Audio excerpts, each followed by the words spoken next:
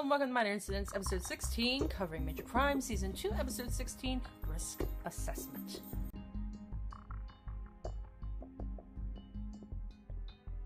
Guess what? It's Christmas! But did we have that in this episode? No. We had a pin and a tree and a Merry Christmas. She's not happy about it. This episode we had a young man, well, we had a congressman whose son was murdered by a gang because he lived in like the not so great side of town that was riddled with crime, and he thought he'd plant like gardens in these places to help. That's supposed to bring people peace to the area. Hey, you know what brings peace? Flowers. You know what brings peace? Christmas. Planted a garden. Well, things didn't go as planned. He witnessed a murder. It didn't. No, it didn't blossom. It didn't. It didn't bloom. Nope, you get to make none of those stupid jokes. But flourish. The rich kid gets murdered, but so does the other kid who happened to be black. The rich kid happened to be white. So Michael Nori, I'm pretty sure is his name. Yeah, it is. Okay. Plays a congressman whose son got killed, the white boy. And then we had Michael Hyatt, who played the black kid's mom. Amazing, by the way. Michael Hyatt blew it out of the park. You blow things out of parks. She made it blossom. I hate you so much. Come to find out that the kid got murdered, and the white boy told everything. He remembered everything of what happened because he saw it all. He told the cops everything. Well, that doesn't really go over well with anyone. The mom goes and kills him because he got her nephew killed. What? He got her nephew killed? He got her son killed. Yeah. Not nephew. No, wasn't her son. It was her son. Yeah, it was her son. You're right. But their last names was Rhodes. They said it was her son. She said she regretted nothing. She wasn't even sorry that she left the doggy all by himself. Because that dog was cute. He was cute. He was cuddly. He was a big ass dog. He made the scene sadder. He did, though. Like, if that dog wasn't there, I would not have even watched it. I can't take it seriously. We find out that the mother killed the white boy. End of episode. Really politically correct in this episode. They mentioned race relations like 5 times in this episode. It was that congressman. It was the congressman who was... I was like, was he Republican? Yes, he we was can. Republican. So, yeah. They talk about race relations 5 times. This is... Keep in mind... Crimbus, 5 times. We get no mention of Christmas. We do get a mention of Sharon signing Rusty's papers, which was a subplot. And then Rusty finding out about other people because he needed to see. Right. He found Buzz basically said, "Stop being so selfish and find out about other people besides worrying about yourself, making us think your life is so interesting." Mm-hmm. Which 4 for you, Buzz. You go, Buzz. Rios showed up for like 2 minutes. I was like, what is she doing here? Who let her in the door? No idea. What? She just showed up. Like, she wasn't even... You're not wanted here for another, like, 15 minutes. Her scene wasn't necessary, really. No. I would have much rather had more Sharon and Rusty, especially with what was going on. Always. So we find out about everybody's backstory. What was Provenza's? He likes to boss people around. Not far from... Well, no, it's true. Flynn was... A run-in with the cops. And he was younger. Him and his brother stole a bike. The cop took him to lockup, said, "You're going to end up here if you don't change your ways." Said, "No, I want to." So he's like, "No, I want to put people there instead of being there." So that's how he became a cop. Then we had Sanchez. Do you remember his? I don't remember his. His was I think it had something... to do with the area he grew up in and how he wanted to reduce the crime. He wanted to throw people in jail for that were hurting his friends and family. Tal's was he was going to be a doctor, and he found out there was a lot more paperwork than there were interaction with other people, and so he decided to become a cop where he can actually help people and be at one with people. Sykes, who we knew she was basically a cop when she was in the military. She was a military cop essentially, and she just switched over to normal people cop. And who else is there? Raider. Oh yeah, Raider. Oh. She always forgets about Raider. I do always forget about Raider. I love Raider. Did that job to put her husband through law school, and then he was going to put her through law school, but she got pregnant, and she got pregnant again, and then he left her, and she just realized she liked helping people. Yeah. And she liked the law better than lawyers. I didn't see that coming. That has been in so many fics. It has been so many fics. In every fic ever. Like when she was in FID. Yeah, like you obviously have some kind of law background. What did we like about this episode? I like the episode as an episode. Okay. But as a Christmas episode, it was lacking. That's putting it mildly. I always like the dynamic between the entire squad. I like the Sharon and Rusty. Mm-hmm. How they're always sitting at the freaking dining room table. She's always got like a million electronics around her. Like, let's give her lots of distractions. I liked Michael Nouri, who has done a bunch of other things and is a really good actor. Not so much his character, but I liked him being there. I liked Michael Hyatt. Was that her name? Yes. Michael Hyatt, who played the boy's mom, the one who killed the people. Please say Hyatt like that again. Hyatt, who was Killed fabulous. Well, okay, but still. She was amazing in this episode. Like, I can't say enough about that woman. She was so good. In that last scene with the oh my god. Really? I also liked finding out about everybody's backgrounds. That was cool. I liked... Because we really don't know that much. Not really. About, like, Sykes about and before, Raider. right. Buzz, we don't really know that much about Buzz. No. About their lives before... Yeah, Buzz we found out about, too. We forgot to mention him. He, his father and uncle were killed in front of a bank when they tried to take out money, and he wanted to be a cop so that he could find out who did it. And his mom was too afraid to lose him, that he wouldn't be able to take care of her. So he went out to get his film degree and did that instead. And the crime was pretty good. The killer, that was a good... It was a really interesting crime. It was a very interesting crime. And the killer was surprised, but not really. But it was a bit of a surprise. Okay, what did we not like about this episode? She didn't like the fact that they didn't have a lot of Christmas. You've got a Christmas! That really doesn't bother me. That I didn't like.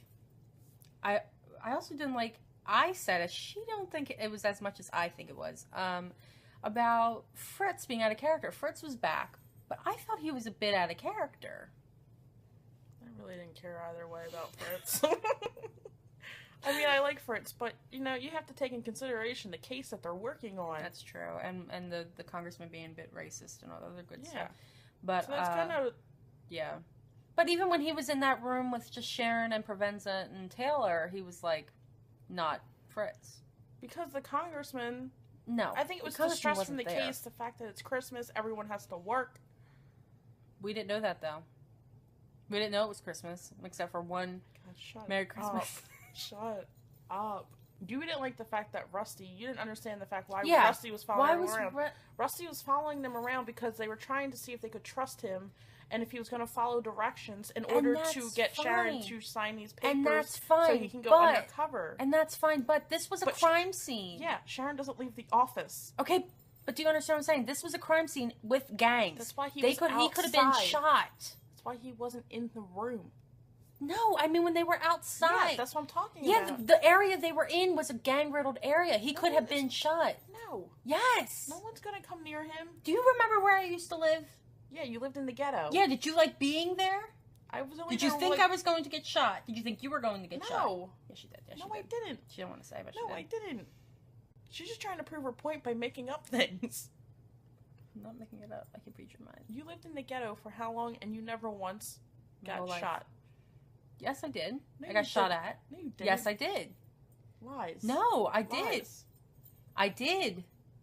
That was a really risky area. That was a risky situation, and they put him in it. Risky business? Yes, it was risky, rusty business. What? Risky, rusty business. I just didn't. I didn't think that was. Like, he could have easily asked them all that, and they could have easily had that. But the area that they were in when they were outside, they were in, like, they weren't in the ghetto part. Yes, they were. That was where he was shot. That was his house. He was shot in his house. No, they found his body in these two guys' apartment building. But he was killed in the house. It was risky. You don't think it was. I think it was. I don't think it was, like, super risky. No, like, it was kind of, like... I don't mean, like, they'd be like, oh, look, a bullet, let's put Rusty in front of it. Like, they wouldn't do that, but it wasn't... Any one of them could have been shot at. You can be shot out living in, like, Montana. That's the point that I'm trying to make. Get shot he could have anywhere. The person stalking him could come into the freaking... police building and shoot him there. No, because he has guards. Nowhere he's going to be safe. Right. Speaking of which, where were his guards this time? They haven't been the last couple of episodes. I don't know if you've noticed that, but they haven't been that last couple of episodes, because Taylor said to him, if I can trust you, I will take the guards away while you're inside the building. Okay, but he wasn't inside the building this episode. but he had Flynn and Provenza with him. Yeah, I wouldn't trust them with anything. Flynn, maybe. Provenza, not so much. Provenza, if he gets pissed off, he could probably do some damage. Yeah, he could. But he's a big old teddy bear. Provenza is. Okay, we're getting off track. No, we're not. Ratings. Yeah, ratings. I'm gonna give it an 8. I give it a 9.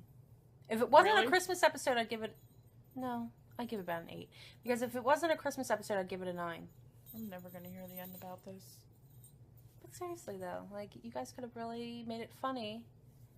And I'm just saying, go and rent or somewhere The Closer, season 6. There are 2 Christmas episodes they did. That's what I want. It's on? Huh? That's the season it's on? Season 6. I has that season. Well, there you go. It's on season 6. They did 2 Christmas episodes with everybody, including Sharon. And it was the most hilarious thing I've ever watched. And they had the serious crime in it. They balanced them both perfectly. And they could have easily done that with this one. I guarantee you they would have gotten a crap ton of followers. Predicting. I'm predicting Rusty's going undercover. We have Malcolm Jamal Warner next episode, who's Theo from The Cosby Show. Yeah. Kieran said that about The Cosby Show. I was like, oh, you mean like the last few episodes of your own show? Yes. And Jerry Ryan's coming. Yeah, Jerry Ryan's going to be on the last episode. Yes, the last 2. I know, we only have 3 episodes left, guys. Because the last episode is 2-parter. Yeah, I know. That's going to be good, though. This episode, we also have the previews. You didn't get to see them. I didn't get to see all of them. I saw Nadine wearing an Easter egg color dress. Yeah, Nadine, or Rios is going for Easter. See, gets into a car and is grabbed from behind.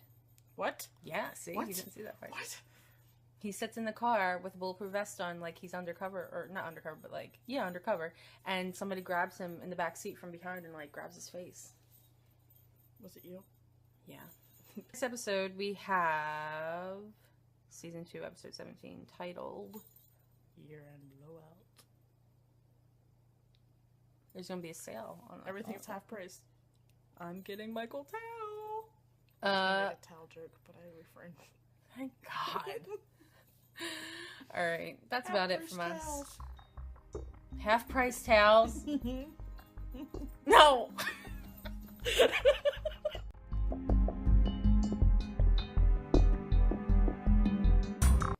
Don't look at me with that. They're shedding. No, they're not. They're adorable. Leave them alone. You got like Don't. Why? You... hair and. Okay, well that's my fuzz. hair. Don't think of it as a Christmas episode. I'm not thinking. I'm not thinking of it as a Christmas episode. Bitch. Thank you.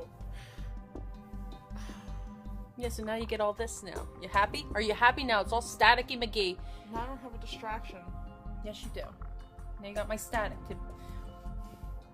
I'm gonna put them back on. Can I put them back on, please?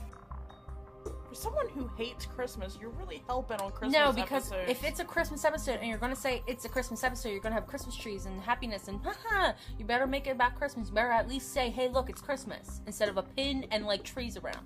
It's like said Merry Christmas. Whoopee shit. A crap ton is a geometric measurement of tons of crap. We're gonna mention Christmas like they did. Yeah, With ears. that's it. That's all you're getting. Christmas. They jingle a lot. My balls are jingling.